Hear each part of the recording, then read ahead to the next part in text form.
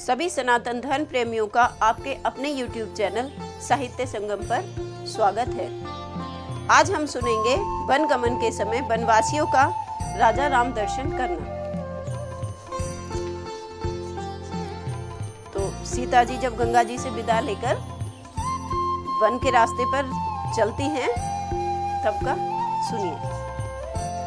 आशीष ले सुरसरी से फिर ना कर मात, चली वनों को जानकी राघवेंद्र के साथ।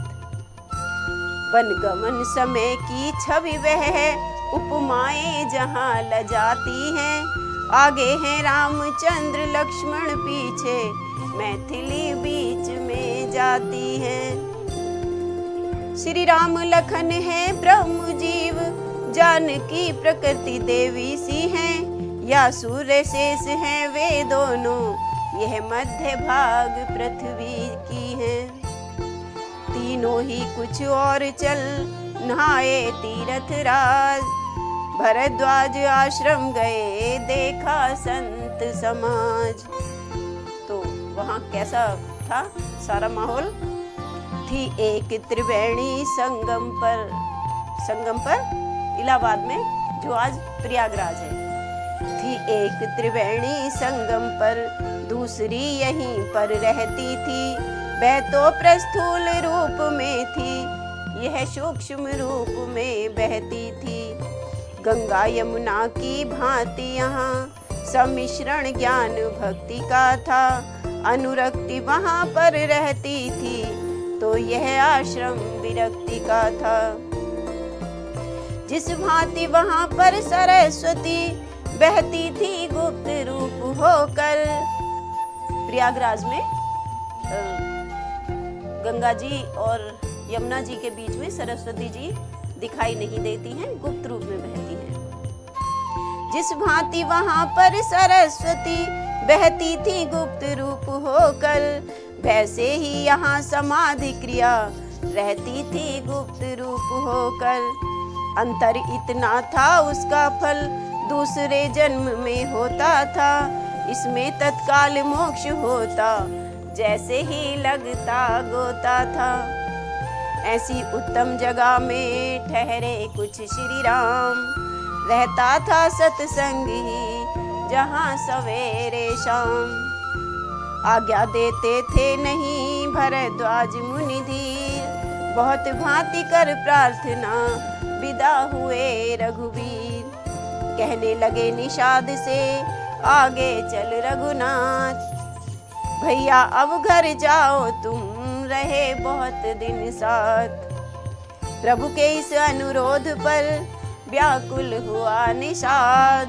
निषाद को ये बात अच्छी नहीं लगी। प्रभु के इस अनुरोध पर व्याकुल हुआ निषाद। विदा किया तब नाथ ने देकर भक्ति प्रसाद। जिस ग्राम निकट अब जाते थे, बस वहीं भीड़ लग जाती थी। जो पैदल इन्हें देखता था, उसकी छाती भर आती थी। नर नारी सब यह कहते थे, देखो विधि की गति उल्टी है। ऐसों को वन में भेजा है, बूढ़ेपन में मति उल्टी है। सच है सीधे बांसों पर ही उठती है नजर जमाने की। जो बांस सीधे होते हैं उनको काट लिया जाता है जल्दी से, क्योंकि वो वही काम के होते हैं। तो सच है सीधे बांसों पर ही उठती है नजर जमाने की। खिलने वाले फूलों को ही लगती है लू वीराने की। जब राजाओं के लड़कों की ऐसी दयनीय अवस्था है, तो साधारण लोगों के सुख दुख की कैसी गणना है। ओ झूठे जग झूठे समाज, धिक है तेरे बलबूते पर। तू इन्हें देख फिर स्वयं देख, फिर रो अपनी करतूतों पर। समझा देते थे कहीं लोगों को भगवान, भाई सुख या दुख है जग में एक समान। और दूसरे ग्राम जब पहुँचे दोनों भ्रात, लगी पूछने नारियां सीता से ये बात। क्यों जी आ रही कहाँ से हो, किस जगह पहुँचने वाली हो, लक्ष्मी हो तुम किसके घर की, किस आंगन की उजियाली हो। सांवरे और गोरे जो हैं ये कौन है, कौन तुम्हारे हैं दोनों, किस कुल के दीपक हैं दोनों, किस माँ के प्यारे हैं दोनों। यह सुनते ही सिया ने की कुछ धीमी चाल, बता दिया संक्षेप में अपना थोड़ा हाल। फिर कहा कि वे जो गोरे हैं मेरे देवर हैं हे बहनों, लक्ष्मण है नाम विदित उनका, अवधेश कुंवर है हे बहनों। प्रभु को फिर पट घूंघट में ही, जब श्री राम जी का नंबर आया बताने का, तो प्रभु को फिर पट घूंघट में ही बतला कर तिरछे नैनों से, यह मुझ दासी के स्वामी हैं कह दिया सिया ने सैनों से। जान गई सब नारियां हैं वे सीतानाथ, फिर भी कुछ तरुणियों ने कहा हंसी के साथ। जो रास्ते में महिलाएं मिली उन्होंने थोड़ी सी ठिठोली की। जी एक बात तो रह गई, उसका कुछ काम नहीं है क्या, इनका तो नाम बताया पर उनका कुछ नाम नहीं है क्या। सुनकर यह बात नारियों की रह गई जानकी सकचाकर, मुंह खोल तुरंत ही बंद किया फिर चल दी आगे सकचाकर। इस प्रकार करते हुए भ्रमण और आनंद, वाल्मीकि की कुटी पर जा पहुँचे सुखकंद। बोले श्री मुनिराज से श्री रघुराज कृपाल, ऐसी जगह बताइए जहाँ रहे कुछ काल। वाल्मीकि मुस्का उठे बोले सुनिए राम, रहने को सुख धाम के बतलाता हूँ धाम। क्या क्या बताते हैं? उस जगह करें विश्राम जहाँ सर्वम खल विदम ब्रह्म ही है, या जहाँ ब्रह्म के साथ जीव है एक परंतु पृथक भी है। कर्ता कारण या क्रिया जहाँ दृष्टा दर्शन या दृश्य बने, यद्यपि तीनों है पृथक पृथक पर तीनों एक रहस्य बने। प्रभु बोले कहने लगे मुनिवर तो वेदांत, रहने को बतलाइए जगह कहीं एकांत। वो कहते हैं कि हमें वेद की व्याख्या ना कीजिए, हमें रहने का स्थान बता दीजिए। तब वाल्मीकि बोले अच्छा जिस जगह देव का पूजन हो, फिर बताते हैं कि कहाँ रहना चाहिए।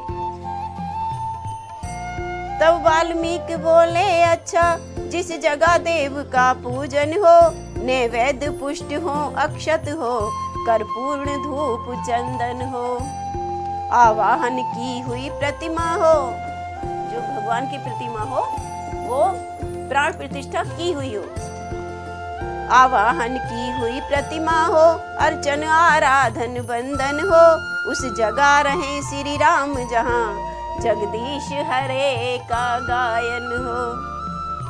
रघुनंदन ने फिर कहा पूछा वासस्थान, आप सुनाने लगे अब उपासना की तान। यह सुन मुनि वर बोले अच्छा जिस थल पर संत समागम हो वेद शास्त्र का कथन श्रवण और ज्ञान भक्ति का संगम हो, अथवा हो कथा प्रसंग जहाँ या हरि कीर्तन का जमघट हो, बस जगा रहे रघुनाथ जहाँ सोहम दासोहम कीरट हो।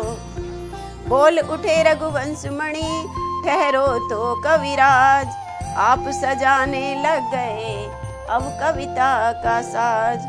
कविता की बात नहीं है कुछ मुनि बोले धाम दिखाता हूँ, जब और पूछते हैं रघुवर तो सुनिए और बताता हूँ। तो क्या बताते हैं और कहाँ रहना चाहिए? जिस गृहस्थ के घर में तुलसी हो रहते हो सालिग्राम सदा। ठाकुर जी जिस घर में गृहस्थ में तुलसी हो, रहते हो सालिग्राम सदा। जिस घर के सब कर्म सात्विक हो, निस्वार्थ सदा निष्काम सदा। जिसके घर पिता पुत्र भ्राता, सब बंधे एक धागे में हो। माँ बेटी भगनी और बधू, सब सुमति रूप तागे में हो। गृह कार्य नारियां करते हो, नर करते हो उद्योग सदा। ऐसे घर रहिए सीतापति, रहता है जहाँ सुयोग सदा। फिर वही प्रभु ने कहा होकर तनिक अधीर, वाल्मीकि बोले जरा सुन तो लो रघुवीर। ईर्षा विरोध की ज्वाला से जिसका जी कभी न जलता हो, जो दूसरों को देख देख कर ईर्ष्या न करता हो, जलता ना हो। ईर्ष्या विरोध की ज्वाला से जिसका जी कभी न जलता हो। सच्चाई समता का चिराग जिस मन मंदिर में जलता हो। गृहस्थ प्रेम की नदियों से संपन्न प्रीति का सागर हो। उस जगह रहे रघुनाथ जहाँ सबका सम्मान बराबर हो। जो खिदमत करता हो सबकी, पर इज्जत नहीं चाहता हो। करता है नित्य परोपकार, पर शोहरत नहीं चाहता हो। बाहर से जैसा निश्चल हो, भीतर वैसा ही निर्मल हो। लेना देना कहना करना, सब जिसका उज्जवल हो। बल वाला हिम्मत वाला हो, मेहनत से कभी न उबा हो। उसके विचार ग्रह में ठहरे, जो देश प्रेम में डूबा हो। वादी प्रतिवादी बन बन कर भाई भाई ना लड़ते हो। निर्धन का खून चूसने को धनपति पीछे ना पड़ते हो। मजहब या धर्मों के झगड़े तूफान न जहाँ उठाते हैं। बाबा जी जहाँ कहा करके भाड़ा या ब्याज न खाते हैं।